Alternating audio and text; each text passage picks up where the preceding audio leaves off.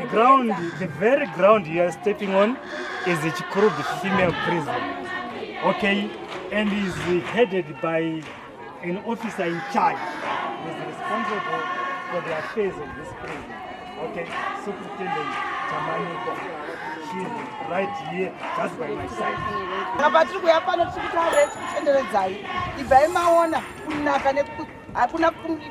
Kunaka kwejeni hakuna kuipa pejeni jeri 1 kuti takaipirei hauna freedom saka tiripo chimwe kuti zvatinoda tikakuti ungana waungana apo ndizvatetiita tikakuti tikubasa na 6 o'clock usiku tikukupa ipapo handiti saka ndozvatoda kuti muuye maappreciate zviripo panapa handiti saka onai bvunzai ya free kubvunza zvese yekuti tikuda kuti muite varevi vatungamiri vedu vamangwana vakanaka vachazotadza kutuda kuti majeri ashaivana zvachose tobva tanzi hatisisina basa but hatirishai because kune dzimwe nyaya dzisika zvikuteerera tapakuda pakati pedu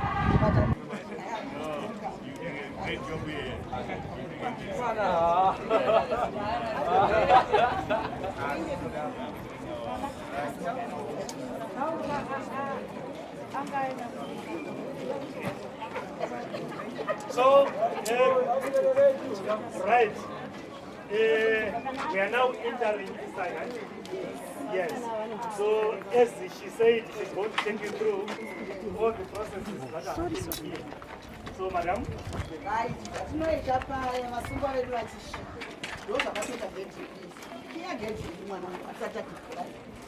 Mota yedu inotouya yatomira pamakamira handiti inoenda kukoti iripo anonzi magirei marai I think munaziya imi sezvinouya tava magirini haasisiri magirei handiti otouya vasungwa vedu otovhurirwa kunenge kuine vanhu kumashure uko vanenge vaine pfuti haifambe yakadaro kunenge kwakatogadwa nepfuti vanototanga kuburuka ndototanga kutenderera kwesoko pfuti dzavo for security kuti kunogona kutizwa handitika saka tovhurira gate panenge paine vanhu panapa vapinda takutokutiisa izvozvo mune makaita sevasungwa vatopinda pagedhi pano. You got it, huh? Right, we are now entering inside. Yes. Asi nobody ndechekuti imi machakuti garai pasi pindai zvemudai so pindai mudai nekuti pauri kupinda ipapo tinongokuudza kuti approach hakuna anomira handiti munenge makaprocha mese procha imona zvamunoita process yacho mwana mudiki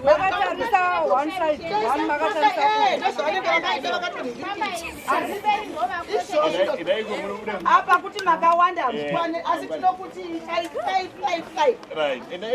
handiti takati vanhu 5 apa 5 akuchena takada kuti 5 chozongoya tingorenga kuti panzi kukoti tauya nevanhu tototora apa uya ari pagedhi anenge atouya anobva mawarenzi nemunabva kukoti tauya nevasungwa vedu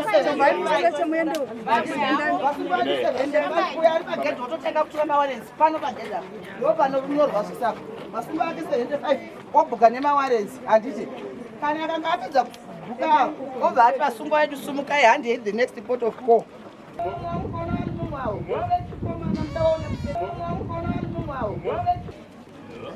Let's move. Office. This is our administration office. This is our reception. Saka vakanga vasvika vanosvogara panapa masimba vaira panapa ndo pano uyai mupenyu timudze vanokomete pana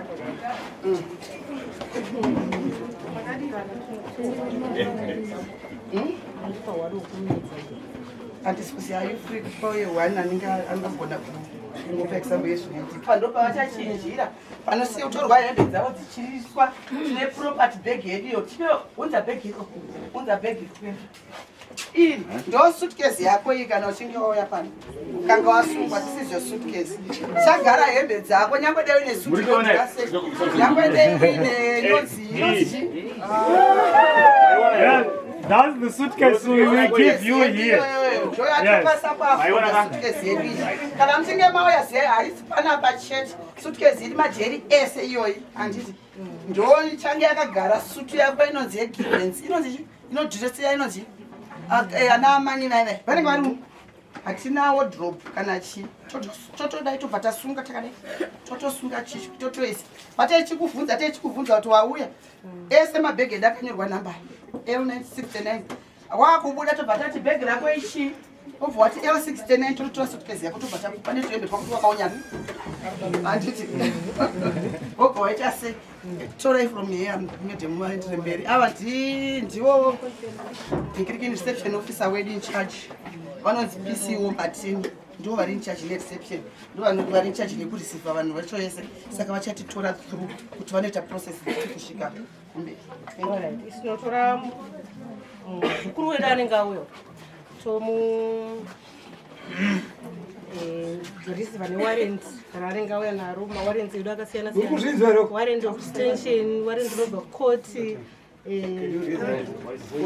warrant isusu tinoziva muzukuru wedu anenge auya muzukuru wedu kana achinge auya anouya aine warrant panapa tine mawarrants akasiyana siyana anobva kukoti court marshal warrant of detention maybe anenge ari kune imwe nyika achinzi timudetene panapa vozomutora zvake kana akuenda saka kana achinge auya tinomupa bhegi sezvataura medium tamupa bhegi ochinja hembe obva auya panapa tomubvunza zita tichitarisa pawarrant tichikonfema zvakanyorwa kana pasina zvakanyorwa tine tichitonota down kuti anonzi ani une makore mangani uri murudzi unobva kupi achitiudza zvese tichizvinyora tapedza kuzvinyora tinobva tamuendesa munext mune cashiers kana aine mavariables ake kana aine cash zvinobva zvanyorwa futi pawarrant rake kana apedza kudaro tinobva tamutora toenda naye kuchipatara kuti anoonekwa kuti ane problem here vamwe vane mapiritsi avanomwa vamwe vane vachirwarawo kubva ipapo vamwe vanoitawo shoku yekuti anenge asungwa first time yake saka manesi anodi anonomuonawo achimukansela achimubatsira pakurwara kwake tapedza kudaro tinobva tamuindisa muadmin obva aitwa interview kunyatsoconfirm kuti ndiye munhu wedu watinaye uyu akapara mhosva yake yaanenge ataura tapedza tinobva tatora bhuku redu rinonzi admission register rakadai so tinobva tamuadmita mubhuku iri because tine tamupa prison number handiti anonzi ani prison number warrant rakada kufanana neanenge auya naro rakadai saka information iri apa ndo information yatoisa pa Right.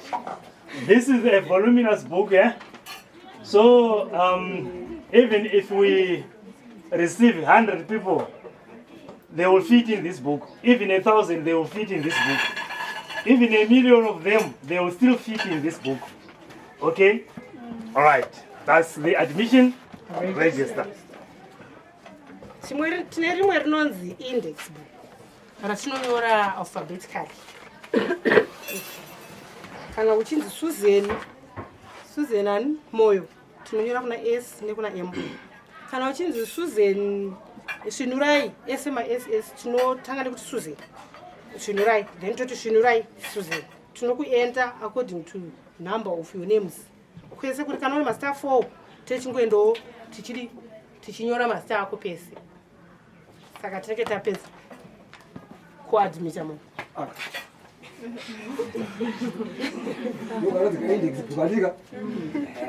kana wakuenda kumba futi tinokudaidza mukati mubhowi nhasi wakuenda kumba isedha wabhadharwa bail kana kuti wabhadharwa fine kana wakatongwa kuti wabhadharwa fine toona pane receipt yako yefine kana receipt yebail then toita masentence expire ekuti sentence yako yawakatongwa yapera wakufanira kuenda kupi kumba tinokutora this warrant futi tokonfirma kuti ndiwe here chai saka zvawainyoresa apa kuti unobva kwamurewa unobva kupi uri muzezuru ndo zvatinenge tikubvunza tinyatso kukonfirma kuti ndiwe tichiona nesika yako yakanyoresa kuti iri papi kana wakati iri paright hand kana wakati iri paright eye kuti ndo patichitarisa kuti ndiwe tonyatso konfirma kuti ndiwe tobva takuburitsa mumabhuku edu tobva takuendesa ubva waenda kuma You got it? Mana haugare nemari ndo zvinhu zvavanga vakangano haugare nemari haugare nefoni haugare nenhingikini mari foni watch tinati mavb kusvika panapa maringi zvese maearrings panapa you have to be plain handiti kungoitawo munhuwo zvake asina chainacho saka tinotora hatirase tinotori nemamwe vecashiers mari tinoendesa nemavbs tinoendesa kucashiers zvinenge zviri pakanaka izvo tine takaisa pakanaka mumachabhu chaiwo kuti haavhurike saka kana wakauya uine dhora rako rakudharadhara riyariya musi waunobuda unoriona dhora rako rekudharadhara riyariya tokupa hatirase chinhu chemunhu handiti zvinhu zvese zvinenge zviri well kept and secured handiti saka zvirimo aripiwecashiers uyai mumbovaratidza macashbook kuti munoita sei notouya kana iri mari tototanga tatorisitawo murisiti voucher tobva tatoita sei tobva tatovhurawo tinoti kala mazuu nemakadzi ekuti unonyorwa kuti mari yako ndeiyi totokuisa stamp inonzi thumbprint yekuti ehe ndo zvauri kuwirira nazvo kuti mari yanyorwa apa ndo yandinayo thumbprint musi wekubuda unoita futi zvimwe chete tinokutora wouya ndizvo here zvatakupa zvinhu zvako izvi ehe sign up isa futi thumbprint yekuratidza kuti takupa zvinhu zvako kuti uite se uende kumba handiti saka zvinhu zvekujeri zvakarongeka zvisingaite handiti hatimborasa isu toda kukuchengetedza kuti unge uri pano sevhechigoyo chako gota se ugobuda nezvinhu zvako. VB is an abbreviation meaning valuables. So everything goes by warrant. Vanotipa warrant rake sezvizvi. Vatipa warrant rake tinomubvunza kuti wakauya nemari.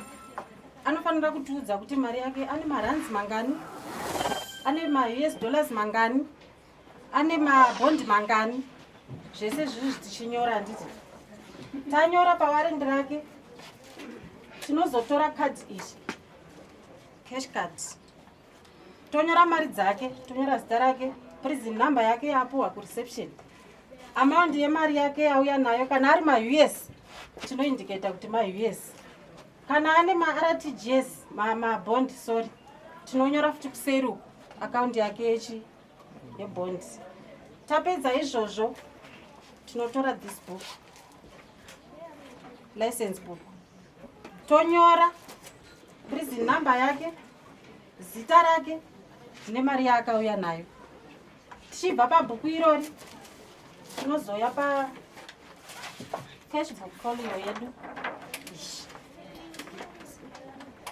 Toenda mari yake yaakauya nayo, prison number, madetails ake, mari yacho yaakauya nayo, tobva tanyora ndo account yedu ekupedzisira. Tochengetedza mari yake. Mari yake kana yakawandisa inoenda kubhengi zvataurwa namedzeni. Kana ane mafoni, manecklace, mazvitupa, mabank cards, tinoshandisa bhuku iri ratinoti VB book, ratinonyora mavaluables ake ese aakauya nawo. Iye ana handi muri kuona mune black uyu anoisa chigunwe chake chekuleft, oisa mubhuku imomo, oisa signature yake kuratidza kuti iye anenge achikonfirma kuti zvatanyora apa ndizvo zvinhu chaizvo zvaakauya nazvo. Right? Yeah. So all in the name of being accountable of the valuables that the inmate comes with. If you understood? Yes. Any question so far? Saka let's say kuti animati kana amount yacho yakawandisa munoendesa kubenki. Ko let's say utane $10 and below obva atari mujera nezvinhu zvaari kuda like zvekudya nechichi munomuprovide nemari yake yacho. Madam, what do you do?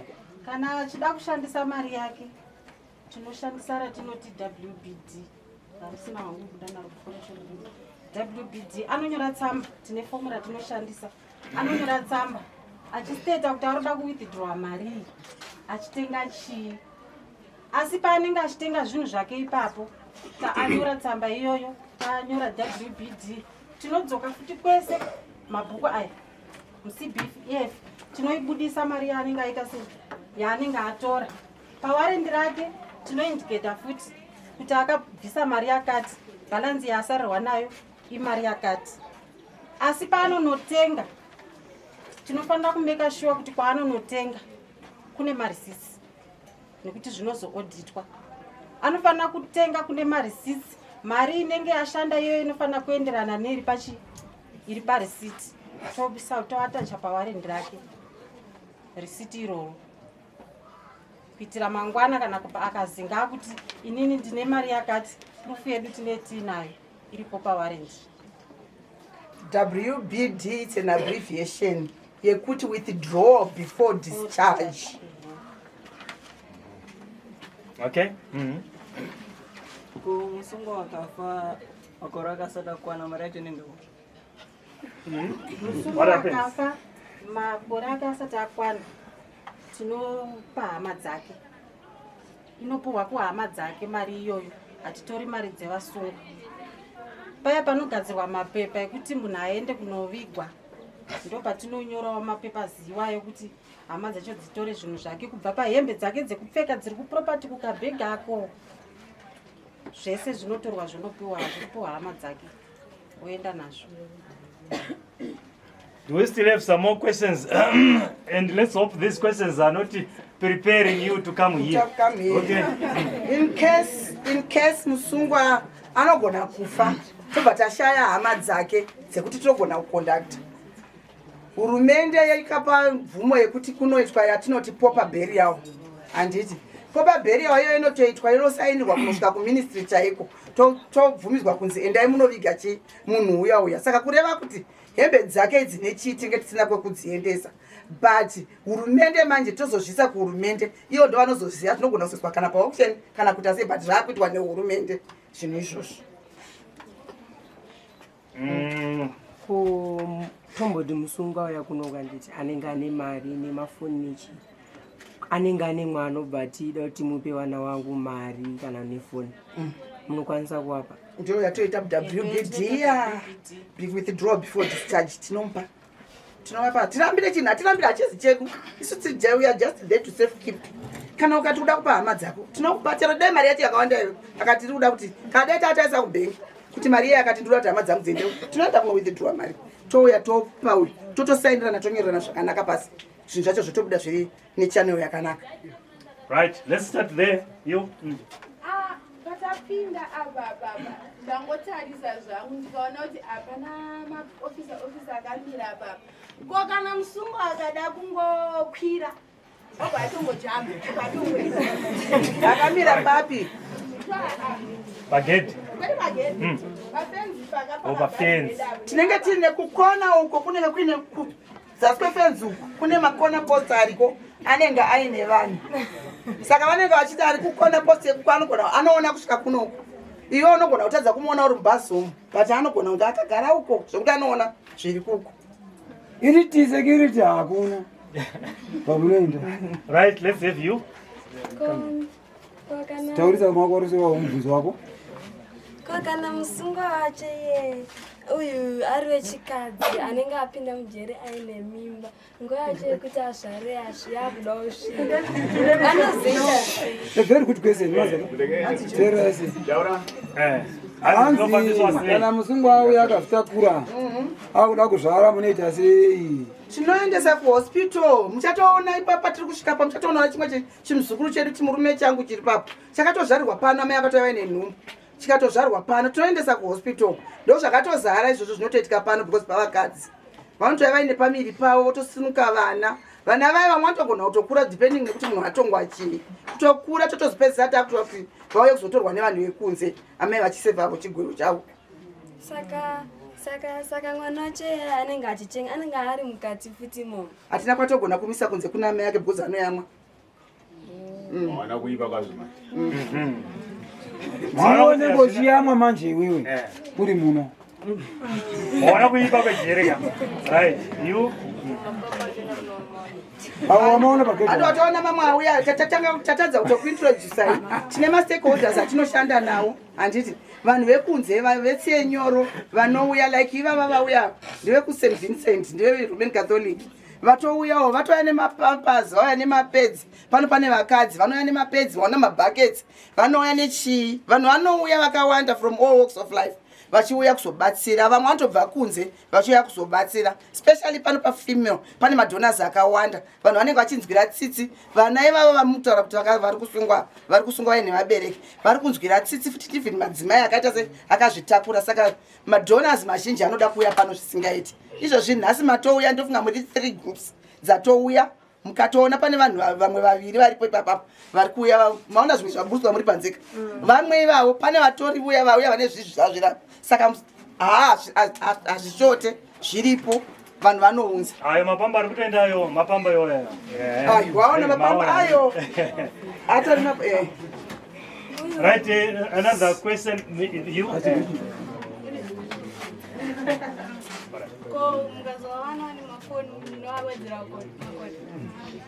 Right, uri right. Tikazviona akaviga musungwa, saka achisungwa kureva kuti haazi honest. Pano tiri kuuya kuzorehabilitate kuti pfungwa idzodzo dziite sei. But tisati vamwe vacho havakwanise kuti rehabilitateka, havateerere. Vanogona kutosima glass eshuwa, hama dzinotouya ipapa apa, vanouya ipapa vachitopinza tinoti macontrabands, zvinhu zvisingabvumirwi, like mafoni iwayo macontrabands haabvumirwe kujeri kuti aonekwa musungu, but vanotry by all means kuzvihaidha vachizvipinza pagedhi apa. Asi isusu tinoitiwo masearches muno mujeri, hatirege kusecha.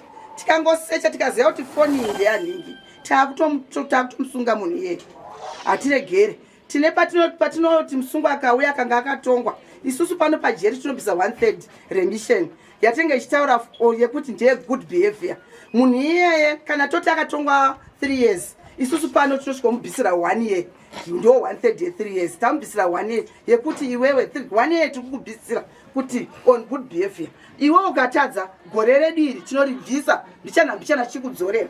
Ngatakubvisa isi kuti good behavior zvakanaka. Saka tichimubvisira chita loss of remission, inonzi remission yatakamubvisira. Loss of remission kusvika taita sei. Saka togona kutongomutika 1 akanga adaro tobva tatomupa kana kuti 60 days loss of remission. Totomudzorera 2 months.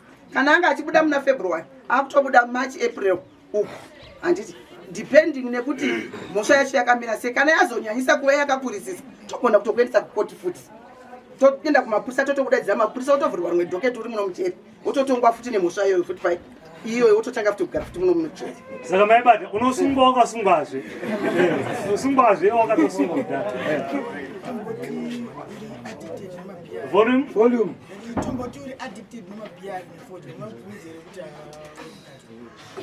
Drug and substance abuse hazi zvinofambiswa sei muno? Drug and substance abuse panapa tato yatoo psychiatric unit institution yekuti tiri kutoti vaivai mamwe madrug addicts ari kuita panze apo vakanga vabatwa, kunyange asina mhosva anonzi civil patient, anouya pano kuti azouya kuzoitwa rehabilitate, agorapwa, agopera kuita kuti zvekushandisa madrugs yazvo zvipera ari panapa. Saka hatimbofa takabvumira. Asi zvandingotaura kuti tine vamwewo vari panze ivavo maabusers emadrugs iwayo anoda kutraya kuti adzosa auye pana azvidzore futi mujeri. Saka tinongovasecha tikavabata, vamwe totovasungisa vanenge vauya nezvisingaite, totovadaidzira mapurisa kuti uyai muone vakuintroduce zvinhu zvisiri izvo zvatiri kurambidza mujeri. Zvoita sei vanoedza, havarege vanhu, ende vanhu vanenge vasinganzwisisi vabva panze vachiita musikanzwa. Saka isu tiri kuedzoni pedu patiri kugona, vamwe vacho muchavaona, hamutozomboziva kuti munhu yanga achiputa mutoriro, hamutozomboziva kuti munhu yaiputa mbanje, because anenge atorehabilitateka, akutonamata, akutoita sei. Ndo basa redu rejeri manje, rehabilitation and reintegration, kuti vazodzokera kusociety vachi vava vanhu kwavo. Saka aiwa vanoita, vanochinja, vazhinji vanoita, muchavaona vari papa.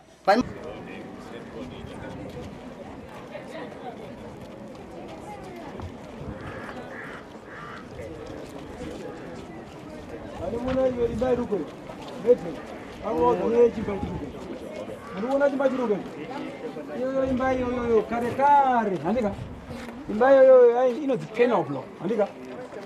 Penal block yanga iri imba yekuti kana waita musikanzwa iwewe yekuti unofanira kupanishwa, handika? Waigona kubvisa muna wako unogara uri wandiko koko uchipuwa reduced diet, zvasi zvimwe varungu, handika? Reduced diet kuti half bread plus plenty water, handika? For a period of time uri koko nenge ichori mutombo wanenge wapuwa nechi naofisa njaji anenge ari pastate anenge akutonga kuti ngapo unogara ari oga. Saka kana ogara uri wega uchipuwa mvura nehalf bread yerofu for 5 days, haunodzoka koko achi wa munhu kwayo asi hachashandi manje asi zvokuoshanda nenguva varungu vainyanya kuti isu vanhu vatema tisaenda kumapinda blo varungu vanga vasikaendi ikoko mazvoka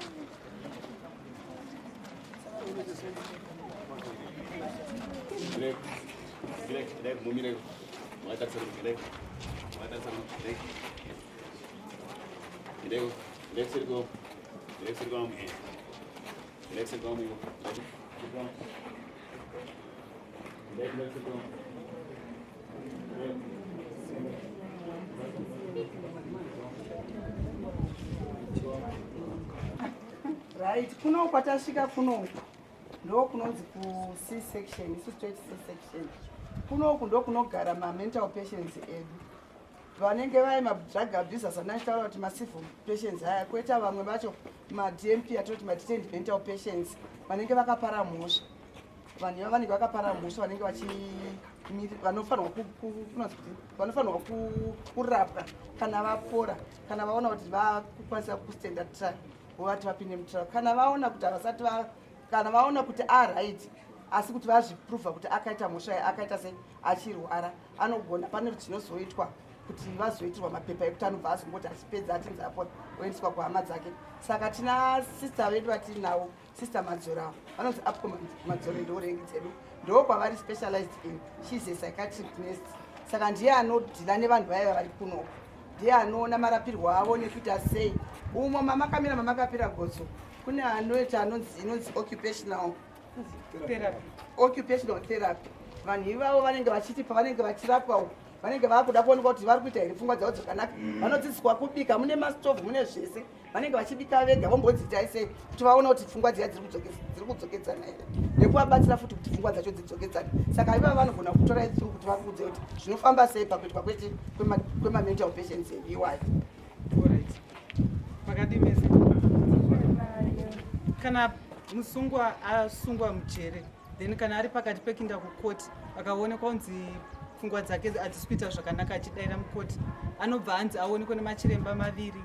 Kana aonekwa nemachiremba maviri machiremba iwo akaona kuti munhu iye ari kurwara vanobva vagadzira mapepa ekuti aadmitwe. Saka anoadmitwa kana iri first time kuti apara mhosva anobva aadmitwa semuCMP inonzi criminal mental patient obva azouya kuno kupsychiatric unit kwatinomuadmita ofisi yedu iri apa obva vararama cells avo obva agara musection momu tichimuita matherapies ataura tinosanganisa verehab psychologist chiremba isusu manesi nemasocial workers tinenge tichibatsirana naye kuti iye akwanisa kuita reintegrate back to society. Saka tinomuita matherapies akasiyana siyana kusanganisa kuita maactivities edaily living kugona kuchiita zvinhu zvaanoita kumba zvemazuva ese kana angari teacher kana chii tinomutrayi kuti adzokere back kuti aite zvinhu zvaanga achiita back musociety.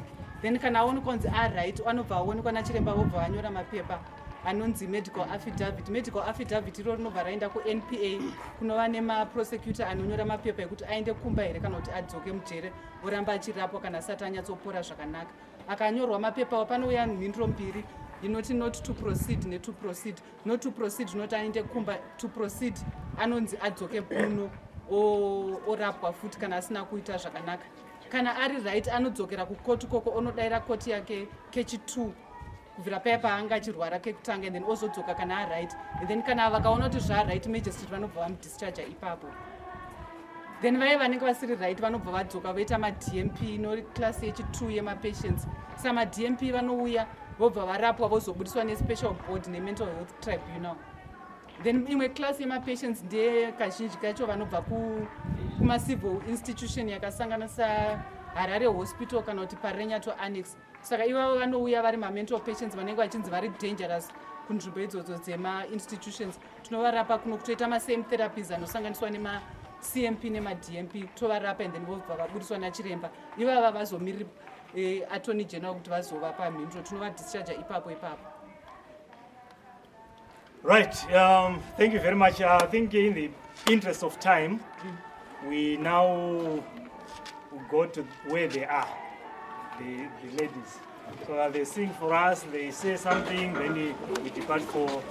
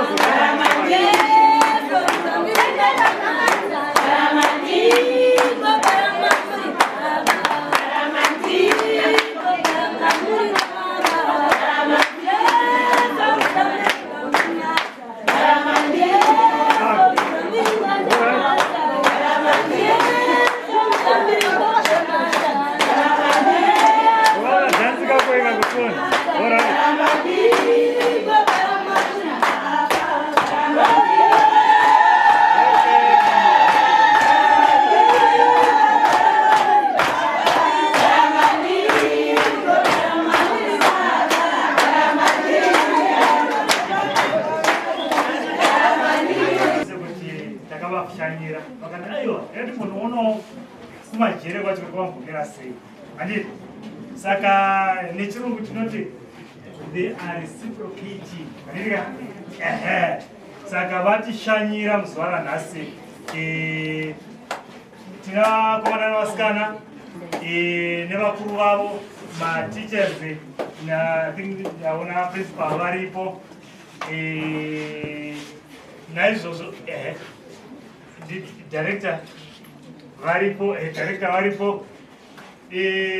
saka vauya kuti vazovona kuti mujere makambomira sei, munogarwa sei, what happens. Anditi macelebrities avakaona vana vaititi vanogona funga kuti aiwa takangovatora kwavakanga vari vachitoita basa ravo tikapepota kuti vari mujere. Saka nhasi vari kuonekera varimo zveshoti ndizvo varimo mujere muno. Saka iti macelebrities anoita sei, anosungiwa. Maminista anoitawo sei zvakare. Panhasi vanogona vasimo zvavo maminista ipapa, but vanombouyawo ipapa panditi vanosungiwawo futi. Handitika nekunzvimbo inei vangoonawo muchikamu nekuda kwenguva vanazoona pese pese, asi vane chishuwo chekuti mumbovaimbira. Handiti toziva kuti makarongeka panyaya dzekuimba, tikaona kuti mumbovaimbira. Kana mapedza kuimba tobva tati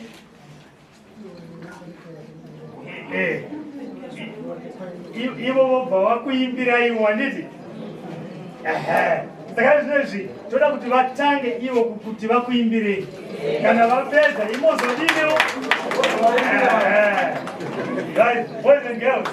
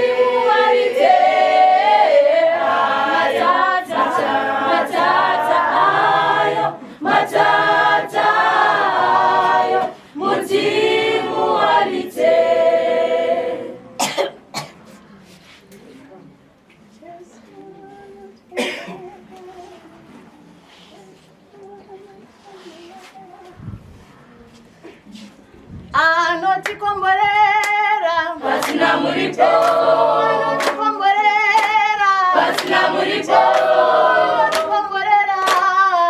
pasina muripo apo pakauvhari mafira isu anotikomborera pasina muripo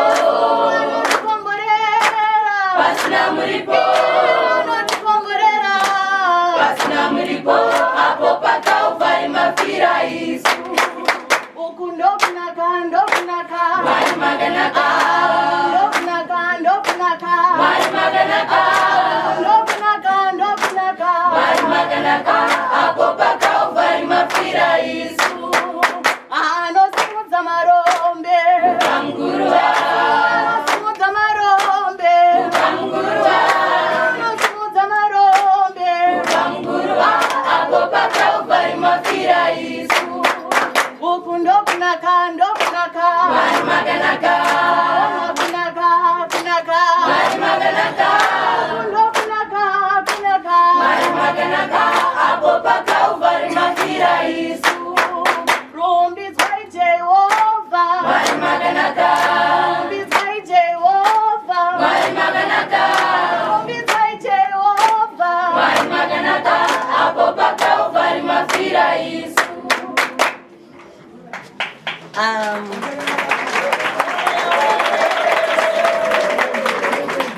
sechikoro sekwaya yemunashe songo iyi songo inotibata zvakanyanya sevana sematichazi sesu tese saka tichangoimba tisati taparadzana tozoimba zveimwe yekuonekana nemi nekuti tinenge tafara kukuona imi yese muri panzvimbo inoyi.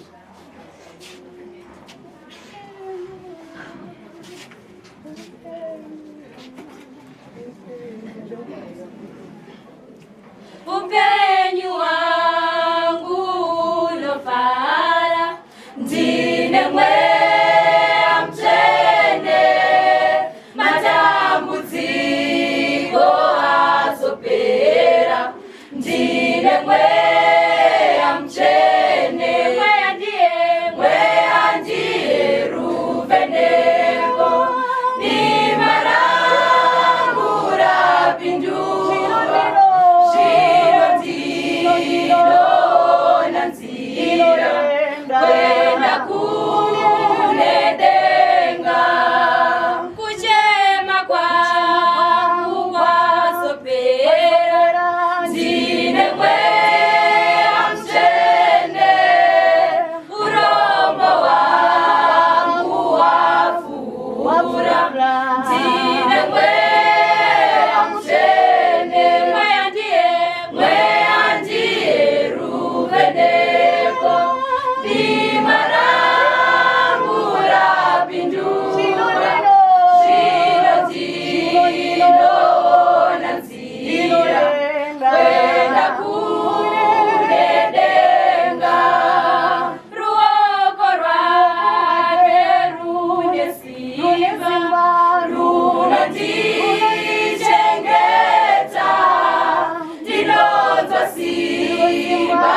risi rangu rinondisimbisa mweya ndiye ruveneko dima rangu rapinduka zvino ndinoona nzira kwenda kune denga mweya ndiye ruveneko dima rangu rapinduka zvino ndinoona nzira kwenda kune denga.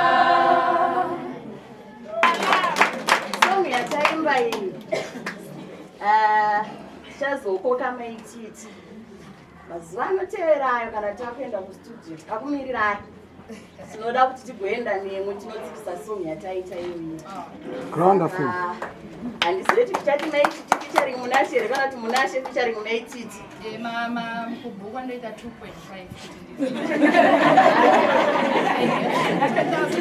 mazvinzwa anoita 2.5 ndinoya ndichimhanya yaita zvakanaka nyaya yacho tangoivhiya vakuru varipo saka zvasvika vazvinzwa. Tine imwe zvakare song yatinofarira kuimba. Vamwe vanogona kuitora sekuti we are too political but we are not political. Kune nzira dzemasoja dzekuzvibata nadzo tererai mitemo yose nenzira dzakanaka. Kune nzira dzemasoja dzekuzvibata nadzo tererai mitemo yose nenzira dzakanaka. Tisave tinotora zvinhu zvemasi edu dzoserai zvinhu zvose zvatorwa kumuvengi. Taura zvinetsika kuru zhinji rwevanhu kuti masinzwisise zvakananga musangano. Bhatarai zvamunotenga nenzira dzakanaka. Modzosera zvinhu zvose zvamunenge matora. Bhatarai zvamunotenga nenzira dzakanaka. Modzosera zvinhu zvose zvamunenge matora. Nenzira dzemasoja dzekuzvibata nadzo tererai mitemo yose nenzira dzakanaka.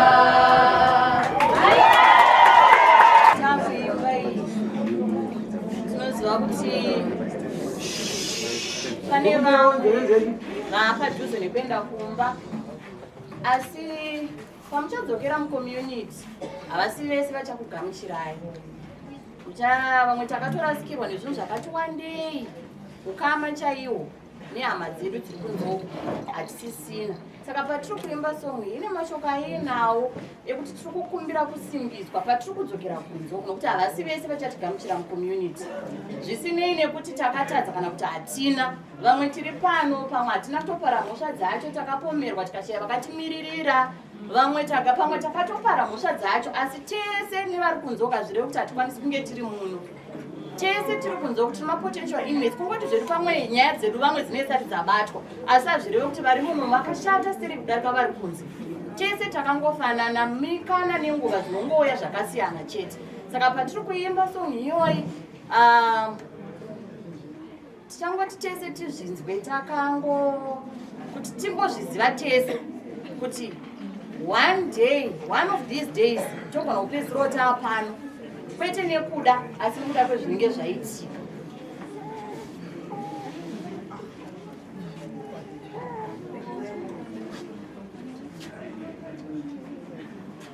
Baba mazuva akwana, amakati ndigare pano, ndodzokera ndinoshayisawo. Baba mazuva akwana, amakati ndigare pano, ndodzokera ndinoshayisawo. Baba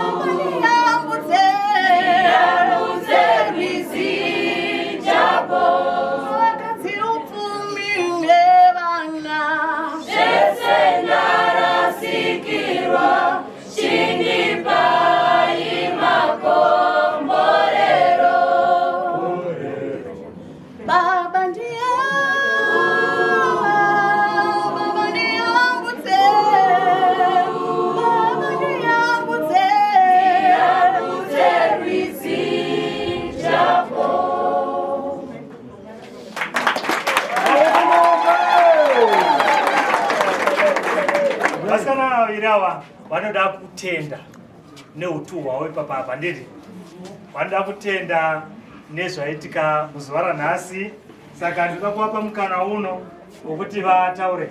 Shalom ndiye ari kutanga.